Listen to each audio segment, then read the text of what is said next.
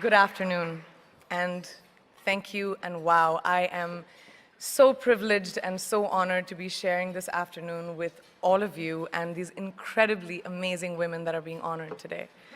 I'd like to extend my congratulations to each one of you, Octavia, Michelle, Kelly, Patty, and all 50 women that have been included in the Impact Report. Your achievements not just inspire me, but also so many others to work harder, to be better, and to make a dent wherever we can. So I'm very, very proud to be standing alongside of you. So in life, there are moments when you stop and ask yourself, how did I get here? Like, why am I standing here? Well, this is definitely one of those moments for me.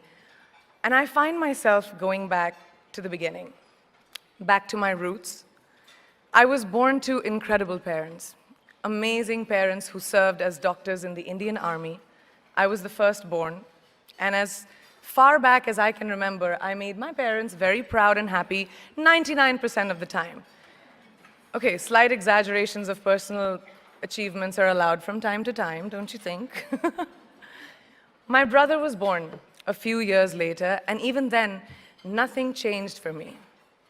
We were both given equal opportunities, and I want to emphasize this. I want to really emphasize this for you because I don't think a lot of people might understand that being equal might seem very normal. But where I come from, India, and a lot of developing countries around the world, more often than not, this is an exception. It's actually a privilege. My first experience of the glaring disparity between boys and girls came at a very, very young age. I grew up in a middle-class family with extremely philanthropic parents who constantly reminded me and my brother how lucky we were and how giving back to those who were less fortunate was not a choice. It was a way of life. Simple. I was 7 or 8 years old when my parents started taking me on these visits in a traveling clinic to developing communities around and villages around the city that we lived in called Bareilly. We were packed into this ambulance, and my parents would provide free medical care to people who couldn't afford it. My job at the age of 8 was assistant pharmacist. So I would count all the medicines, put them in an envelope, and give it out to patients. And I really took my job very seriously, very seriously. But the more I went on these expeditions, the more I began to notice the simplest things that distinguished a boy from a girl or a man from a woman. For example, girls were pulled out of school when they hit puberty because they were considered ready for marriage and babies. That's 12 and 13, while boys still enjoyed their childhood. Or basic human rights, such as healthcare, were denied just because they were women. Let's call this whole experience trigger number 1 for me. Fast forward a few years and many, many triggers in between.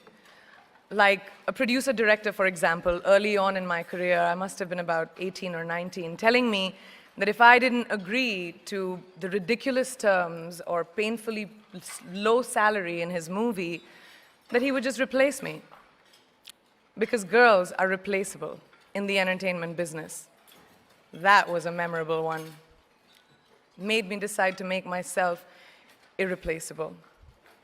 But I think what really moved the needle for me and ultimately led me to create the Priyanka Chopra Foundation for Health and Education and around the same time partner with UNICEF was an encounter with my housekeeper's daughter.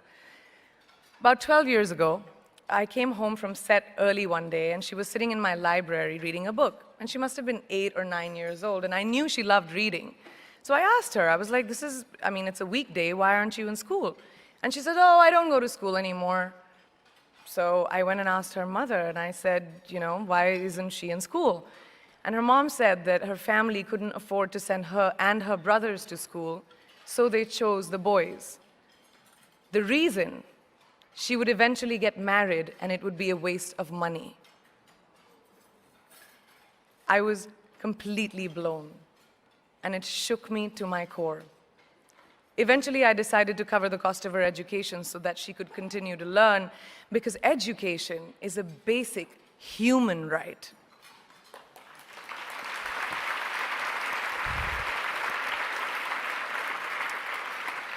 And a huge necessity, especially today. From that point on, I was determined to make a difference in as many children's lives as I could, in whatever big or small way that I could contribute. There's a really, really beautiful quote that I read recently, and I think it's absolutely appropriate to explain what I'm trying to say today. The hand that rocks the cradle, the procreator, the mother of tomorrow, a woman shapes the destiny of civilization. Such is the tragic irony of fate that a beautiful creation such as a girl child is today one of the gravest concerns facing humanity.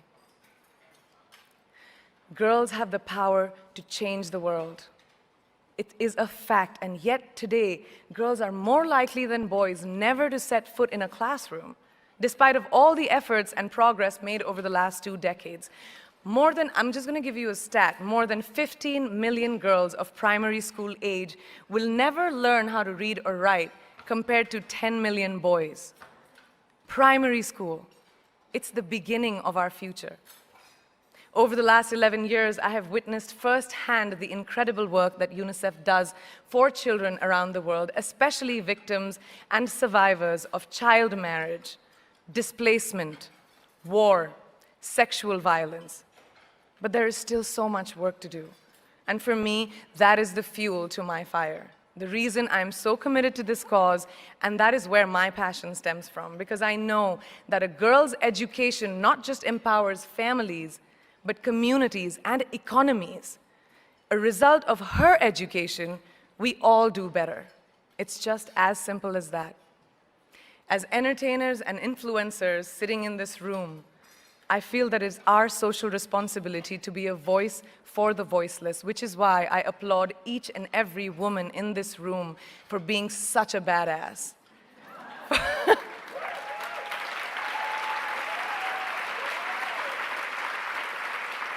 For using your platform and your voice to contribute to change, and for ensuring that there is not even one lost generation as long as we are alive.